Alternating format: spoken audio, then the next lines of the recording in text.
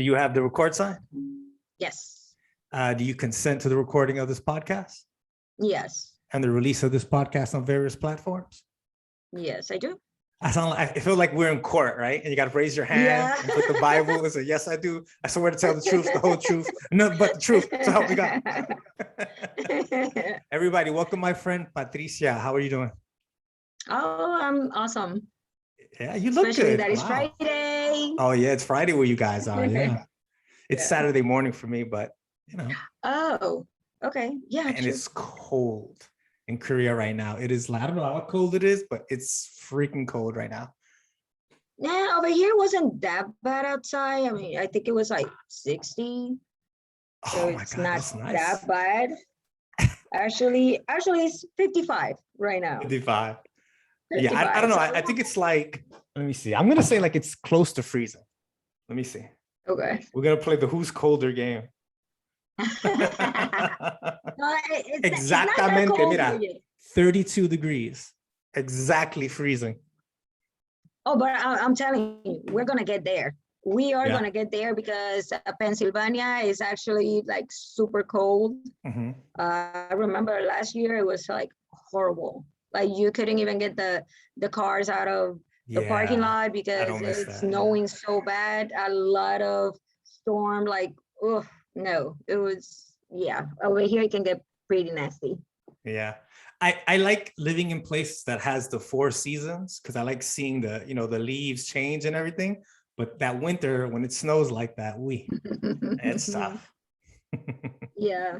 Here, I think it went from summer to a little bit of seeing the trees like that. And then like, it went actually last week, it was like super cold because everybody was like, where the fall went? So, but now it went back to like 60, 65. Actually, today was like 65. So it was not bad at all. Okay. Let me ask you an interesting question. Because you were born and raised in Puerto Rico, right?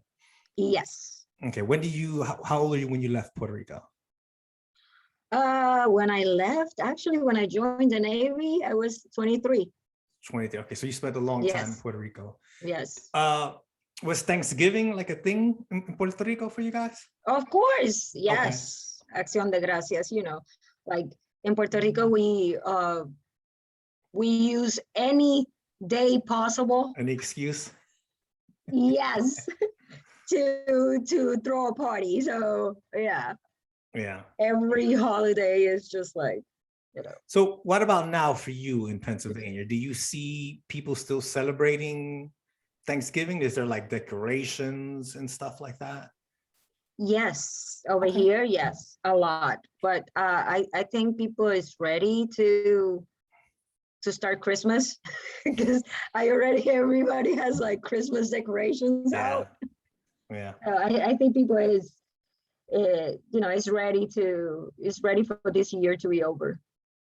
Yeah, they're ready for a lot of things to be over. Yeah, of course. You know, yeah. What I was getting at is I feel like the holiday isn't the same. I feel like people are going away from Thanksgiving. I think some people call it other things like Friendsgiving, all these other things. Have you seen some of that? People doing that kind of thing? To be honest, no, I don't go out much. I don't. No, honestly, I'm working from home since COVID started. So it's just like for me, I'm kind of like inside the house all the time. But with the few people that I talked, like my coworkers and stuff like that, they all gonna celebrate Thanksgiving. Even in our office, we're gonna celebrate Thanksgiving too. That's cool. I like that. I don't know if a lot of people still in America still feel that way. I don't know. I feel like there's a lot of people, you know, because of the history. And us being Puerto Rican, you live in Puerto Rico. I'm sure you know the history, Christopher Columbus, and all that stuff. And I get it. I know the history is not good, but I think there's something good that we could take away from the idea of giving thanks. You know, and that's what Thanksgiving is supposed to be. But yeah, it is, you know, like in Spanish, Acción de Gracias. So, and usually our cultures are really religious oriented. So for us, every opportunity that we have to give thanks, so we take it. And especially, I work for an organization that we are like a melting pot of different countries, like usually Spanish countries. So we celebrate, especially, that we love our food. So everybody brings their plate from Honduras, Guatemala, Mexico. So it's nice. And it's a time that we all can, get together and talk, and, especially with the year that we had. Yeah. It's been really tough. Yeah. I don't know how and maybe I'm just because I'm old, but I don't think that things will ever go back to the way they were. Yeah, I don't think so either. Not 100%. And honey, you're not old. I'm older. I think I'm older than you. I don't know. I'm 44, going to be 45. Well, I'm 45. So Okay, I'm only 1 year older than you. You're my senior. Salute. So speaking of salute, like, let's go back, because you grew up in Puerto Rico, right? So what do you remember things being like when you were younger? Tell me about that.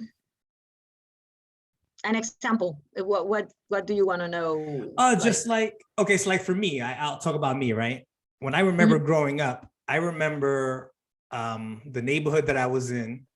Like, I knew we weren't a rich people where I lived at, but I also knew it was very multicultural. I knew that I had my parents were Puerto Rican. I knew that, but I knew the area that I lived in weren't a lot of Puerto Rican people, you know what I mean? And I had a lot of issues with who am I, because my skin is so white. The neighborhood that I lived in was mostly black, maybe 80% black. But then at home, it was Puerto Rico. You know what I mean? So I don't know, I just growing up, I just kind of say how were you growing up? How do you remember feeling about, yourself, the island, where you guys were in the state of the world? Because, Puerto Rico went through some tough times around the time that you're growing up, from what I understand from friends and family that told me about that period of time. Yes, I mean, but in difference between what you lived in what I did is we were all Puerto Ricans. So and Puerto Ricans, they look like you, they look like me, they look like green eyes, blue eyes, blonde. My aunt is blonde with green eyes, my cousin too. It's for us, it was so normal to see every color of skin. Yeah, so in that, it was for us super normal to be around everybody. Were things tough? I grew up very poor, and my family from Puerto Rico didn't have a lot of money. And I've talked to a lot of people, especially in the recent years, things from what I understand has gotten worse. Do you remember feeling that way? Things aren't the best in Puerto Rico, or? Oh yes, definitely. I mean, when I was growing up, my dad, he was a businessman. Right? So while my dad and my mom, they were together, everything was super good. But I was a kid, so I knew we weren't rich, but we have food, we have a nice house, cars, all that stuff. But then as soon as they got divorced, when I was 7 years old, everything changed. So my mom noticed the difference. Single mom. Oh yeah, single mom. There were times that we didn't have anything to eat in the house, so we had to walk to my grandmother's house to eat. So I remember all that stuff. And my mom, trust me, she was doing the best she could. Yeah. The money in PR is not good. The salaries are horrible, super horrible. They still are. Yeah, and unemployment is pretty high over there too, right? Yes. And nothing but everything after that, Me and my brother, we went to college. That's good. My brother started working. I was working too while I was in school. So we tried to help mom. And then she was, everything was okay. It was food on the table all the time. So it was nice. So I got a friend that I made a few years back, and he was telling me he's not quite as old as us, but he's in the high 30s. And he's a very handsome guy, athletic. I think he played volleyball and some other sport there.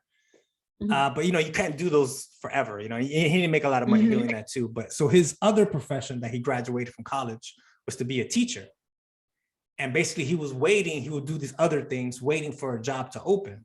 But the problem, he said, was that in Puerto Rico, like, you basically got to wait for someone to die until that job opens that's up. true. That is correct. And besides that, I mean, the teaching jobs in PR doesn't pay good either. Nowhere. I don't think anywhere. Yeah, but honestly, over there is like really bad. Really, really bad. Yeah. I mean, compared to the States, the salaries in Puerto Rico are really not helping people at all. Yeah. And it is like that right now too. So and besides, pretty much like everything in PR is more expensive than in the States. Oh, I didn't know that. Yeah, electricity is more expensive than here. Gas, for the last thing I knew, it was more expensive. Cars, the cars in PR are 40% more expensive than in the States. So everything is more expensive and they pay you less. And that is correct. And that's because the Act Jones, which says that we cannot buy anything from any other country. It has to be from the States. So they tax us more than once to get the goods to Puerto Rico. Oh, wow. So you have to buy them over here. They had to go to, I think it's in Jacksonville, Florida. Then from Jacksonville, then they go to Puerto Rico. So they tax us many times. Wow. And that's why pretty much like everything that we consume over there is so expensive. Yeah. So why stay? Why do so many people stay? Like in my family, just on my mother's side, right? My abuela had 8 kids, right? And 7 of them, my mother included, all came to United States, and only one stood in Puerto Rico. So like, what's the incentive to stay there then? You know what I mean? Like, why not just leave if it's like that? It's home. Yeah, it's home, and it's beautiful. Exactly. It's warm. Yeah. And I would say to the language barrier, like a lot of people is scared. True. Like I was when I joined the Navy, because my English was like horrible. So yes, it is scary. It is scary to just pack everything and go to another place where pretty much everything is different. So tell me about you. Tell me about your experience. What made you, because you were already 23, you said, when you joined. What made you join and then, take that scary experience? Honestly, I wanted to travel the world. And I know my family didn't have the money to send me to Europe, to send me anywhere else. So I was like, okay, I need to find another way. Right. Plus college is expensive. So I was like, okay, GI Bill. Yeah. So it was, those two things, it was bigger than my fear. So. Yeah, I like that. Bigger than my fear. I like that. Because I feel the same way. I think that there's a lot of things that I've done in my life that, I could have taken like the easy route. But so I had, let's just say, you have 2 fears. The fear of just staying the same. You know what I mean? My life's always going to be like this. Oh, no, that's horrible. I don't want that. And the fear of like, okay, I got to go do something and it might suck, but the fear of staying the same and in whatever my circumstances are, no, I'll take the chance. I'll roll the dice. No, definitely. And I was like, come on, girl, you can do it. You can do it. And I was like, I need a better future. I need to, if I'm gonna have family one day, I want them to see the world too, and I want to working other stuff too, because I knew I was in college, but historically in PR, you study something, and like your friend, you don't get to work in what you study. No. So you end up with a bunch of money in student loans, and then you don't work in that. You don't know how many friends that I have, they are doing their master's degree and they still working at restaurants. And they're like super prepared. But the thing is, like in Puerto Rico, because college is cheaper than in the States, pretty much a lot of people go to college. I mean, the rate for us to go to college is like a lot of people. So probably you see somebody in a supermarket stocking everything, and they probably already have a bachelor's degree. But they can't find anything else, getting $7.25 an hour. So, and it's a lot of competition, and it's a lot of corruption in government too. So you need, como se dice, you need a padrino. So you can get a good job. You gotta know. It's all about who you know. Exactly. So it is like that in PR, because that happened to me. I worked for the government for 13 years, but it was because I got in because I knew somebody that was the father of my kids. He used to work there, so he got me there. So it's like that. It's like that. It's not just you. It's everybody. It happens in other places too. I remember a lot of people, you probably remember in the Navy too, that you're like, why is this guy getting an award, or why is their evaluation, why they're getting promoted? And then you realize, oh, look who they hang out with. Look who they go have drinks with. Yep. You know what I mean? Yep. It's just like that. So like for me, I didn't grow up in Puerto Rico. I grew up in Brooklyn, New York.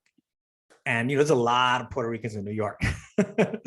There's certain places, especially back then, I don't think about now, but in the 70s and the 80s, there were places in New York, like El Barrio, they call it Spanish Harlem, where like pretty much everybody just spoke like Spanish, you know what I mean? Spanish. Yeah. But I also remember there being a problem with gangs and drugs. Did you experience a lot of that in Puerto Rico? Oh yeah. I mean, not that much in my area, like gangs, but drugs, it's an island. There are drugs everywhere. I mean, over there's like, I don't know how you say los puntos. I don't know how to say that in English. Yeah. And people, it's killing each other because of that. So they still are. The only thing is, like, now they're killing innocent people too. I mean, they don't care who is in the middle. They don't care if there are kids in there. They just start shooting everybody. So before, I guess it was a code. When I was growing up, it was a code that they will, get everything settled just with the person that, they had the situation with or the problem with. But nowadays, they go after their wives, they go after their kids. Now it's like that code is like dead. That's what I see all the time. Trust me, I'm really scared that my kid is there right now. Yes. The good thing is, like, he's so focused only in baseball that they usually, he doesn't go to anywhere else where he can get mixed up. It seems to be like, even here, well, when I grew up in the United States, I could see that as a young man where I lived in certain places. You could see like, oh, this place is really, really bad. And then you go to other places and it's like, in a movie when they change, everything goes it's like magic, you know what I mean? I felt that. I remember being like, how is this place have like abandoned buildings that are all burnt down, people smoking crack, people dying in the street. But then I go through this magic and everything is nice and perfect. Like that really bothered me as a kid. I remember seeing that. I remember feeling that something is really, really wrong. Like, how can that exist? I don't understand how complete opposites like that right next to each other. You know, I don't I'm not asking you like to like solve it or something, but like I'm just sharing that. And you can see that in PR too. I mean, you can see that like the rich areas, they're like so pretty and clean, and you don't see nobody asking for money. While you go to all the other sides and is like people asking for money in the lights, that you see them without an arm, without a leg because of all the drugs. So you can see them like in a really, really bad shape. A lot of homeless people. Like in Puerto Rico, there's a lot of homeless people. Yeah. Like you see them like in the sidewalk with a bunch of dogs or like different animals and stuff like that. And there's a lot of areas that are like super dirty. And there are other areas that you go, you're like, oh, this is like what they show. And the pictures is like, come to Puerto Rico, like the tourism. I was gonna say that because the last time I went, because I haven't been to Puerto Rico in a long time. The last time I went, I was like 28 years old. And I said, you know what? I'm not going with my family. I'm going like as a tourist. And I stayed in San Juan. I saw Viejo San Juan, Isla Verde. I went to all this stuff and I was like, yo, this is beautiful. Like this, look how nice it is here. And then I remember when I was a kid and I would go, like we would take a bath in the Rio. We would take a bath in the river. You know what I mean? Like this is so different. Like, wow. Yeah. So people who want to take a vacation and see a beautiful place, Puerto Rico is beautiful and very safe if you stay in the tourist areas. But there's other areas that, you need to watch out. Definitely. I will say to anybody that goes there, don't get in Bayamon. No Bayamon, please. Yeah, there's some crazy places. But like the southwest area from where I'm from is pretty safe. I mean, that area is still like relaxed, you know. It's just, I guess it's good if you know somebody from there that can tell you, hey, don't get in that area, or you know, just be careful. Like after 1 or 2 a.m., you know, everything gets kind of but for the most part, I think it is pretty safe in some areas. Just don't hang with the wrong crew. It's, you know, it's a beautiful culture. I'm very proud to be Puerto Rican. The culture of like the music, the food, and sports and baseball, boxing. I think the people, like, we're very colorful. I think we're funny, lovable. Loud. Yes. Oh my God, my daughter's so loud. So my wife is Bolivian. And her family's very, very like very quiet. When they see us, they're like, oh my God. Here they come. Here they come. Here come the Puerto Ricans. But I love it though. Like, so what do you remember like growing up? Like Puerto Rico to me went through a shift. There's like older Puerto Ricans and then younger Puerto Ricans. And the older ones, we loved merengue, salsa, all that traditional type stuff. And then somewhere along the line, I don't know what year, se cambió, like there's like a border. And now everybody is reggaeton, dame más gasolina. Yep. So where were you? Where'd you grow? Did you grow up with both? Did you have one more than other? Actually, when I was little, I grew up with Camilo Sesto. I like hearing Camilo Sesto, the Zodiac. Zodiac, I don't know that one. Okay. Yeah. I'll tell you that it's like a se abre el panteón. It's like, it's kind of weird, but It's pretty famous in PR. Los Ángeles Negros, merengue, Johnny Ventura. Oh yeah, well, rock merengue. was real big because all my cousins, like we grew up in New York, we all listened to rap. And then when we would visit our cousins in Puerto Rico, they were all like, yeah, rock. They were all rockers, dude. Yep. Yeah, because I remember being in the stage of liking Metallica and Bon Jovi. Motley Crue. Yep. Yeah. Yeah, they were all my boyfriends. Yeah, I remember. Yep. Yeah. That was interesting. That blew my mind away. That blew my mind away. Because growing up in New York, like I said, it was all like it was more segregated. It was like los Latinos listen to just Latino music. Black people listen to like hip hop, reggae, R&B. White people had rock and everything, and maybe country or something like that. Not really in New York, but you know, in other places. And then when I went to Puerto Rico, I was like, what? All these people, you know, love rock, and nobody listens to rock where I grew up at.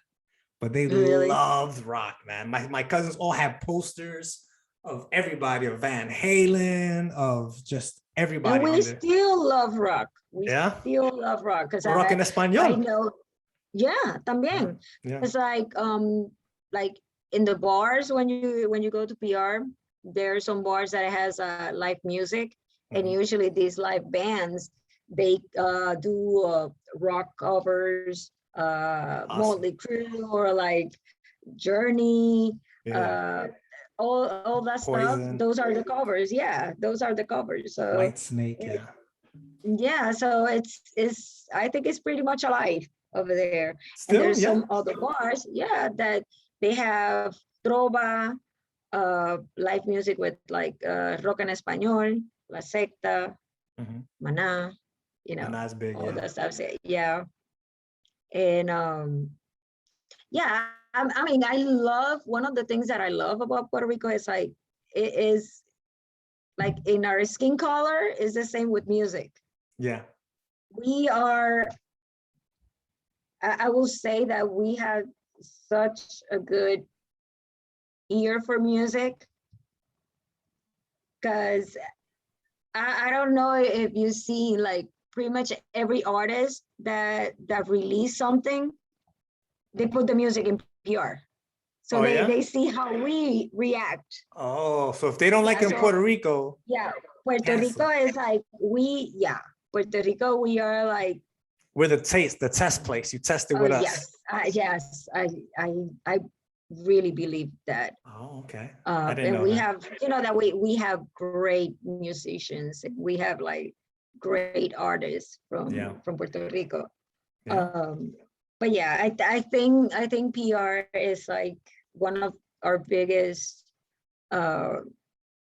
thing is music. I think we love everything. Pretty much we love everything. Yeah.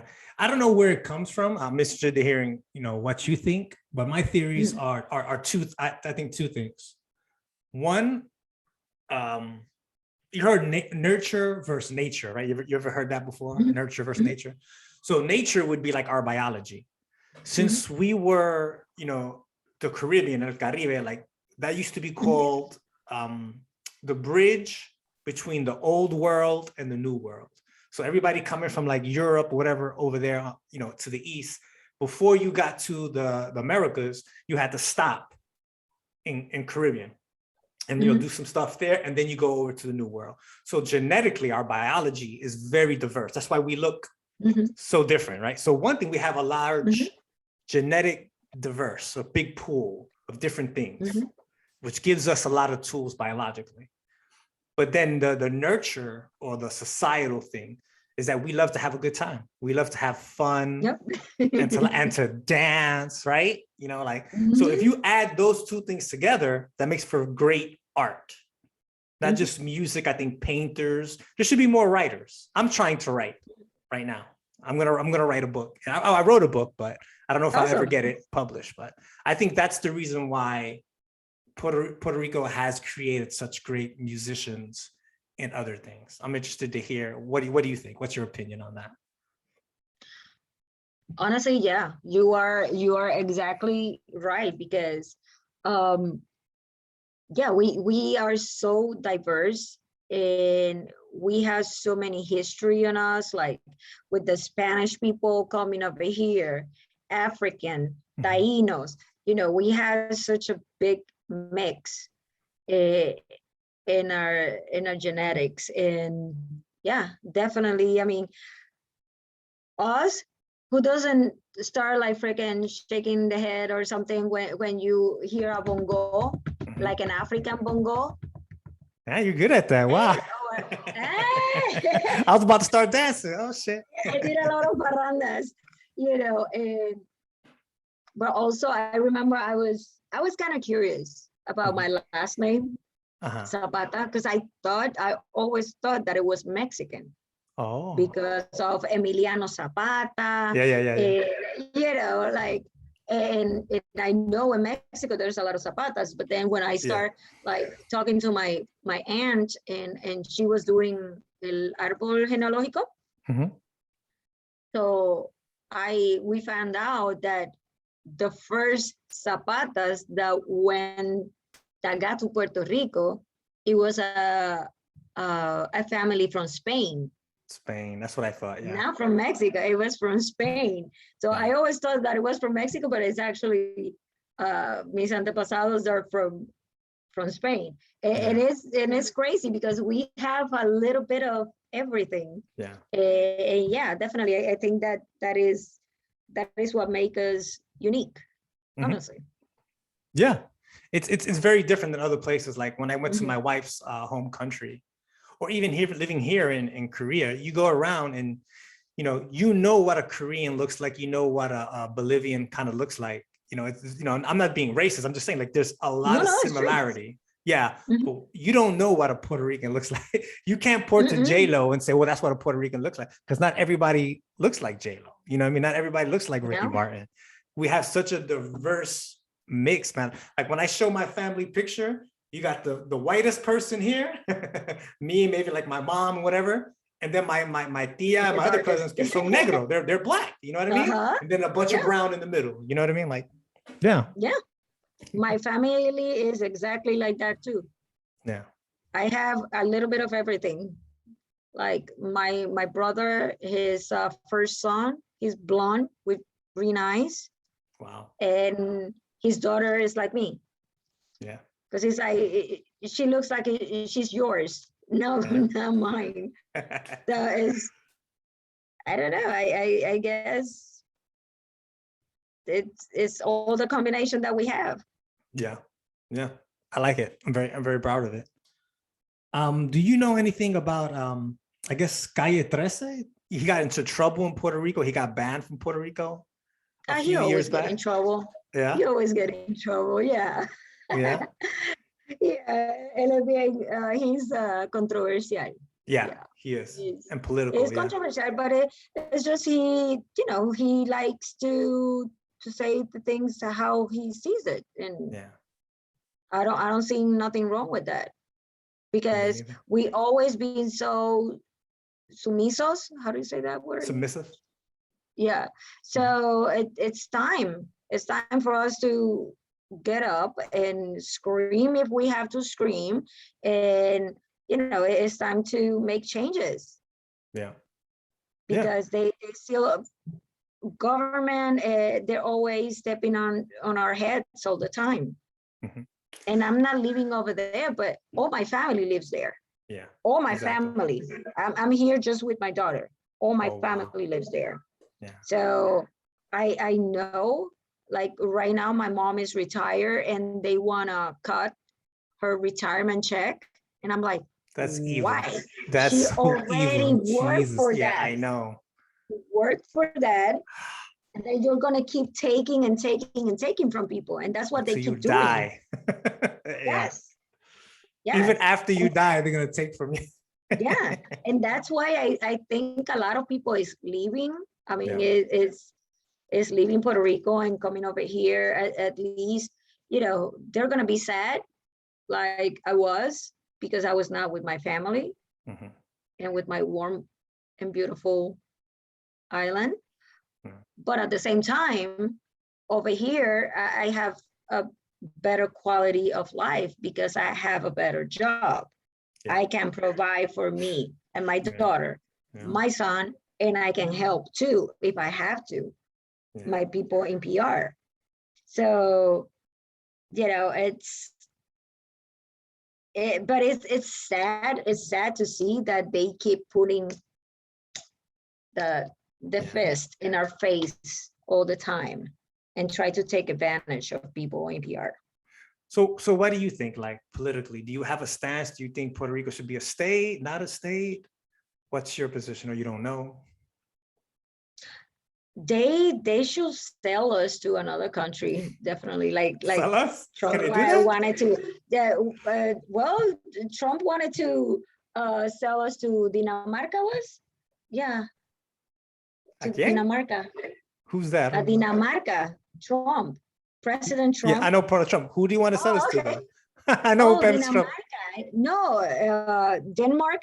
Oh, Denmark. Okay. Yeah, lo que pasa en Spanish is Dinamarca. Okay. I thought you were talking about a person. Oh, no. I'm sorry. No, they wanted to sell us to Denmark. Wow. Did Denmark want to buy us? Yes, actually, yes. So what happened? Tell me the story. Oh man. That would I don't know what happened after that, but that look for it because it was in the news. Because I guess that Trump wanted to buy Greenland. I think I heard that. Yeah, he wants to buy Greenland. Yeah, and then Denmark said, "Oh, well, we'll buy Puerto Rico then, because we're gonna make them grow economically." And I think they probably would too. But what happens to us then? Are we not citizens no more if they sell us? What happens? To be honest, I don't know. Are you gonna have to leave? Are you gonna have to go to Denmark? Probably we'll have dual. I don't know. Yeah. Oh, I don't care. Have you seen Denmark? I'll go. Yeah, it seems pretty nice. I would love to go to. Yeah, it'd be pretty cool. To go there. The only thing is, learn the language. That's gonna be kind of yeah. But you've done it already, so you can learn it. Yeah. That would be crazy. Oh my God. Yes. Honestly, me per se, I don't know if the government as it is right now in PR and how the people is already used to so much to be under the United States umbrella for everything. I don't know how will be that change. I don't know if we're gonna be capable of shifting all that and grow economically, especially when we have so much corruption too in our government. I think it sounds great to be independent and have your own little thing, but the truth is, every country, no countries is completely isolated. Everyone's dependent on other people. And if you're a big country like the United States, you're less dependent because you have so much resources and stuff like that. But when you're a little island like Puerto Rico, we could only sell so many cocos, so many mangoes, and then it's an issue. We have lost a lot of that. I mean, people is not working the farms anymore.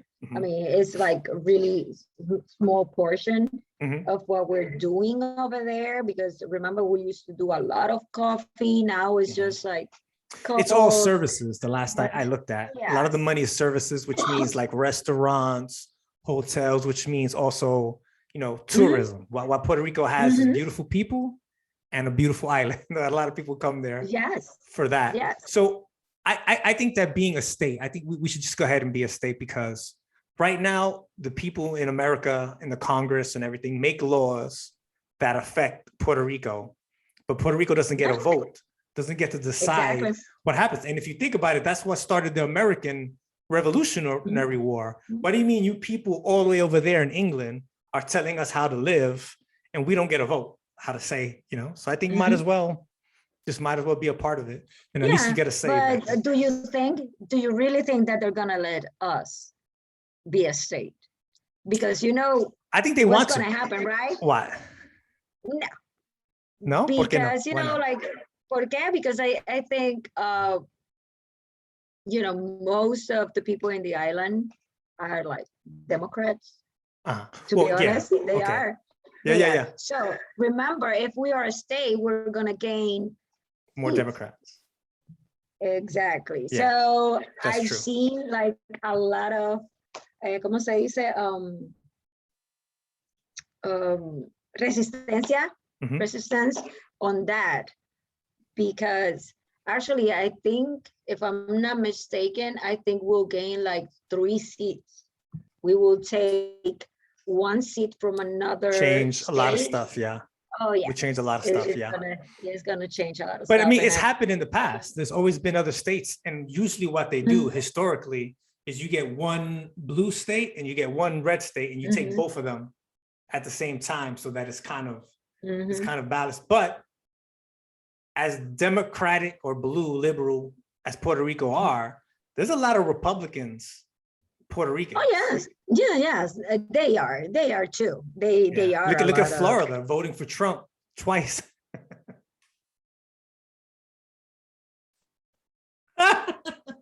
Okay, not gonna. They did. I mean, I'm not, I'm people not can vote living for in whoever they Florida. want, but I mean, Of course. yeah. Of course.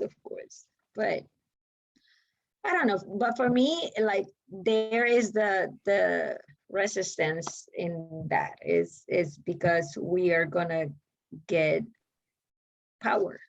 Yeah. Like, if we become a state, we're gonna, Change things. Yeah. I think you're right. I don't know. We'll see. We'll see what happens, because I've been hearing about that for so many. I think Your whole life. I heard about that Puerto Rico becoming a state since I was a little kid. So we'll see. Okay, let's change it. Let's go to your life. Like, so you join the military, you come to the beautiful La Maddalena, Italy. Oh yes. Tell me about it. How was that experience? I miss it. I miss it so much. I want to go back. Yeah. Oh, I'm gonna take my family one of these days. I think I'm. You know what we should do? Hold up, before we should do, because I talked to a lot of friends. I have a lot of friends from La Maddalena. We want to do a reunion, and we're thinking about, let's do it in La Maddalena. Oh my God, that will be so awesome. That will be so awesome. I know Paula Rodriguez Diaz, she wants to go. Jenny. Yep. So many people. She wants to go. I know at least with those two, I have talked in the past, and they're like, yeah, let's do it. Let's go over there. But to be honest, I was thinking, because my daughter, for her 15th birthday, she doesn't want a party. She wants to travel, and she wants to go to Italy, and she wants to go to Spain. So I was like, okay, I'm gonna take you over there so you can see where Mama lives for almost 4 years. Yeah, so I did 4 years too. Yeah, loved it. Here's the plan. That's what we're gonna do. In 2026, that's the 250th year anniversary of the United States.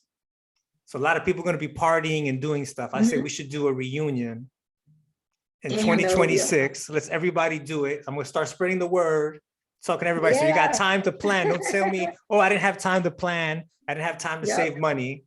That we're going to do it. We're going to do it in 2026. That summer or spring or something. Yeah, that sounds awesome. Oh, I would love that. So tell me about your experience. Tell me about your experience in the Navy, coming to La Maddalena. Well, besides that, I fell in the ship the first night I got there. Yeah. Oh my God, I don't remember that. I was like, because I was, okay, I had to get a waiver to get in, because I was 86 pounds. And that's yeah, so that sea bag was like almost 50 pounds. So when I'm going down to the berthing, I just went. Oh my God. I remember that same night. It was, honestly, it was kind of a culture shock for me, in the sense of, not I didn't have to learn English good, but now I was gonna have to learn Italian at the same time. So it's like my mind was like going 200 miles per hour. I was like, oh my God, oh my God. But then I remember that night we went out to eat and I see the menu. I'm like, okay, this is not gonna be that bad. I can read these. Yeah. At least I can, I think we're good with the pronunciation because apparently, it's the same as Spanish. So you pronounce every vowel and everything. So, I mean, I loved my 4 years over there. I fell in love with the island. I fell in love with an Italian. Yeah, me too. Not with an Italian, with an American woman, but I fell in love with the island too. Yeah. Yeah. And I still actually I think I got to feel like that place was home for me. Yeah. It felt like home. Yeah. It's such a beautiful island too. Oh yeah. Oh my God. And small and yeah. quiet at sometimes and safe.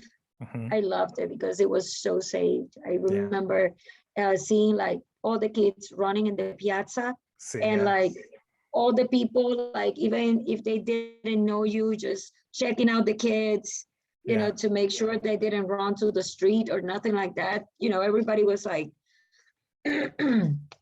so nice, and definitely La Siesta was one of my favorite things. And so much history there. Italy just has so much history. It was amazing. I mean, I think one of my best years of my life. Yeah, I feel the same way. One of the best things that ever happened to me in my life. And this is the funny thing, because I went to A school, right? And the way we did it back then, I don't know about your A school, was if you got the highest grade, you got to pick from the orders first. So like when it came up the orders, okay, the orders are out. This is what's available this week. You graduated number 1, pick from what you wanted, right? And I got number 3. And there were 3 spots open for Italy. The first person picked, they didn't want to go to Italy. Second person picked, they didn't want to go to Italy. I picked, I'm going to Italy. And I was, oh, good, right? And then everyone else started picking, right? And guess what happened? The guy comes in and goes, oh, sorry, you can't pick Italy. What's what happened? I earned it. I'm the 3rd spot. It's open. No, it's only for females. I was like, what? What do you mean it's only for females? Yeah, the females have to pick. So I had to wait. All the females went through. None of them picked Italy. And I got to pick it. But I had to pick another one. So I had to pick Japan. So for like 2 hours, I thought I was going to Japan. And then finally they told me, okay, none of the females, they don't want to go to Italy. It's open, you can go.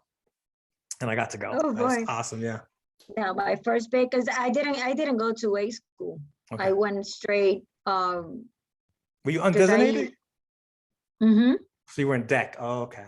Yeah, I went deck division. Yeah. But I got in after basic training. I got in as an E3 because I had already college studies. Not yeah. So I didn't finish, but I did had a lot of them. So I wasn't in deck for long. Yeah. I took the test. It was 6 months after we were there. Yeah, I think it was 6 months, and I made E4 right away the first try. So you were motivated, dude. Oh hell yeah! You were like on track. You were a little bit older and everything, and I remember you. I remember like hanging out with you and spending time with you and going, you know what? She's different than the other girls that I know here. And it wasn't just your age; it was like your mentality. You were, you know what I mean? You were going for something. You weren't there just to waste your time. I remember that. Yeah, you were focused. No, I wanted, and I was like, and when I get out of the Navy,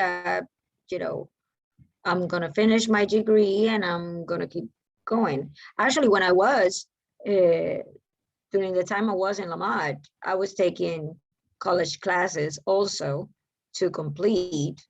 But then it got to a level that I couldn't take any more of the classes they were offering. Because I had to be like physical in a university to be able to take those classes. Yeah, because they were more like the concentration classes. So you had to be like, and we couldn't. We were in Italy, we were overseas. So I mean, nowadays they have all the internet stuff. You probably could have taken online, but not back then. I guess they didn't really have that. That time. I think everything is so different right now. Because my nephew went to the Navy not too long ago, and it was so different. Yeah. Because he was telling me some stuff. I'm like, really? Even the uniforms are different. I don't like it. The new uniform, I don't like it. Yeah. But it was so good. Great experience, right? Yeah. Best. I didn't go to college right away. Like La Maddalena was my 4 years, my college. And I grew a lot there. I mean, I went to college later, but that was awesome. Yeah. Yeah. I mean, university life is good too, but I will tell a lot of kids, like, look for trade jobs also, like vocational trainings, because right now I see that we have a lot of necessity for trade jobs for people that do services, for air conditioning, for welders, for all that stuff that we don't have enough. I mean, and they pay good. Those are good paying jobs too. Yes. Actually, they pay actually better than a bunch of jobs that we get as college graduates. Yeah. So, we're gonna wrap it up here soon. We keep talking, but it's pretty soon. I think the reason why we don't have enough of that is because of the culture today. That's not the sexy job. It's not the glamorous job. You know what I mean? Yep. Definitely. I agree with you. But honestly, it's like I tell a lot of people, it's like, if I knew back then what I know now, probably I wouldn't spend all that money doing a master's degree, or even the bachelor's degree. Because to be honest, I mean, in mine is business administration, and I have an MBA. Right. But to be like completely honest, I have been learning pretty much what I know now on the job training, because everywhere you go, they have different protocols, they do things differently. And what you learn in school, in theory, you don't use it. Sorry, those books are so old. You don't use that. That's the thing with college. It doesn't really prepare you for real life. There's like a lot of fun, interesting, fun things that you learn, but like the practicality of like what you're going to be facing in the real world, not really, no. Yeah. And I see, like, in every job that I had, I always end up doing some management type thing, which is what I study, but I always do it differently, because they require, like, government require a different type of management. Now I work for a nonprofit. Okay. So it's totally different too. Again, there you go. So, and I've been learning, Can you talk about what it is that you do, like your job? Are you allowed to talk about it? Yes. Okay. Yes, of course. I work for a nonprofit organization called CASA. It's a really big organization that we are focused on social justice for immigrants and Latinos. And we help them to empower them.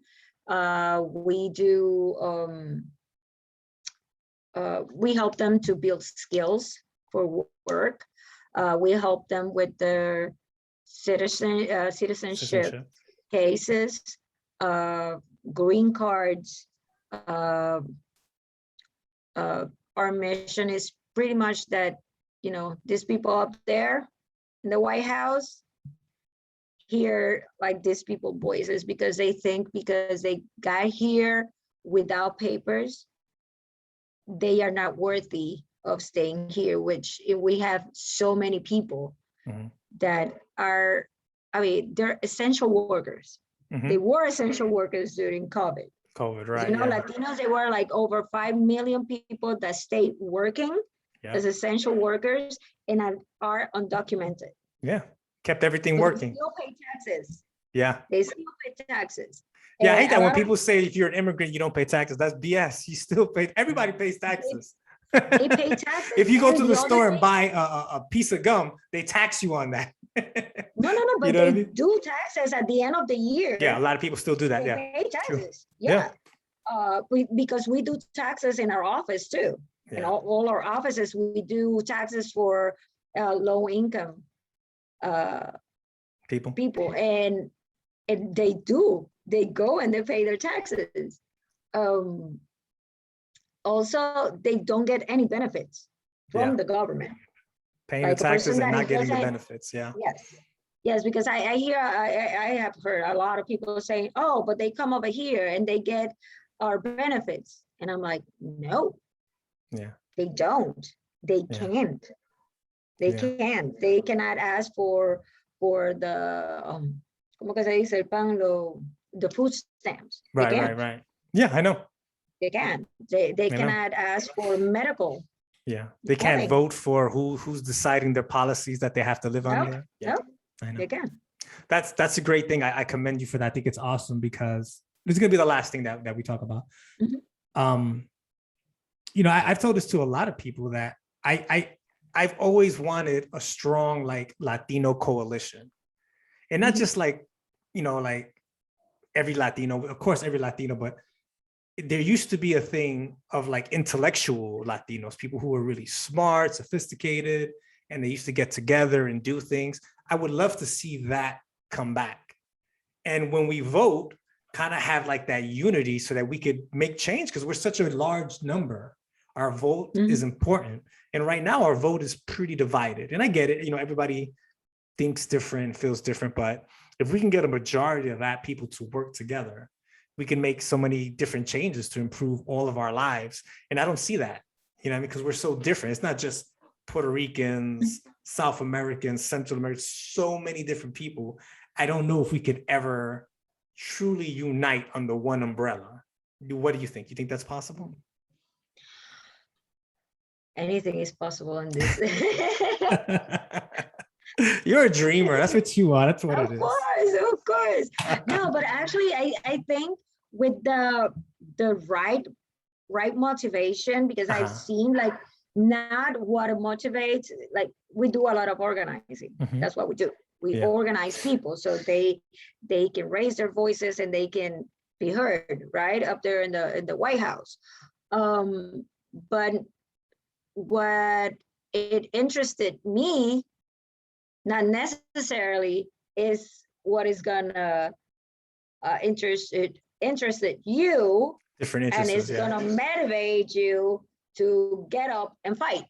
So I think that like with different groups, we just need to find what is that thing that is gonna make these people, like get up, wake up, and maybe, like you said, like maybe not everybody or all the groups are gonna be together, but I think that if we can get those groups and start like sending them in the same path, like because we all want to, achieve that goal. Yeah.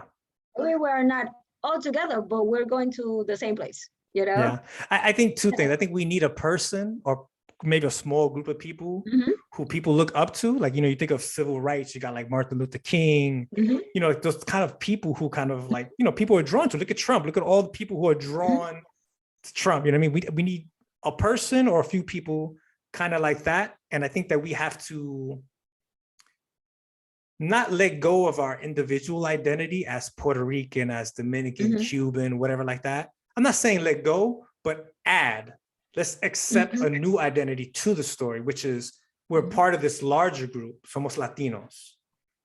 You know what I mean? If we can add that, those two things, I think we got a chance to really. And actually, yeah.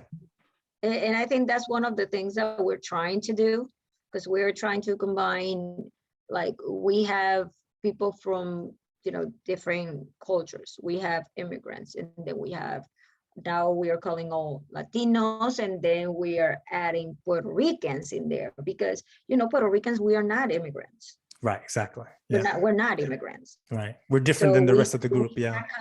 Exactly. Yeah. So, but we are trying to add us in this because we think that we have that advantage, which is that we have the citizenship, so we can vote. So if we are all together, we can make the group like much stronger. It's true. Yeah. And that's why we're trying. I know it's gonna take a long time, but honestly, in the immigration reform, we are so close to get something that it has not changed in so many years. Yeah, since the 80s. Yeah. So I think we are pretty close.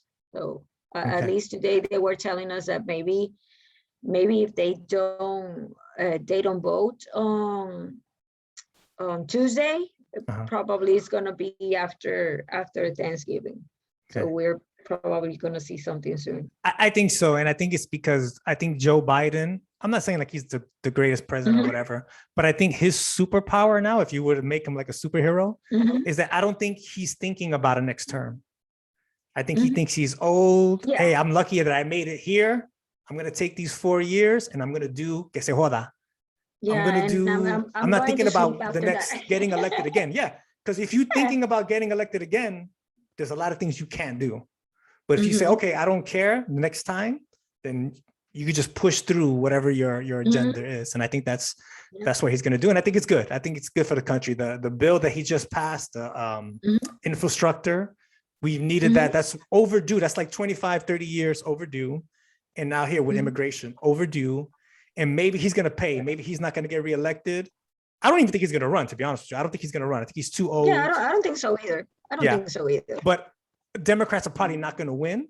But I mean, he got the bills through. And I take that as a win.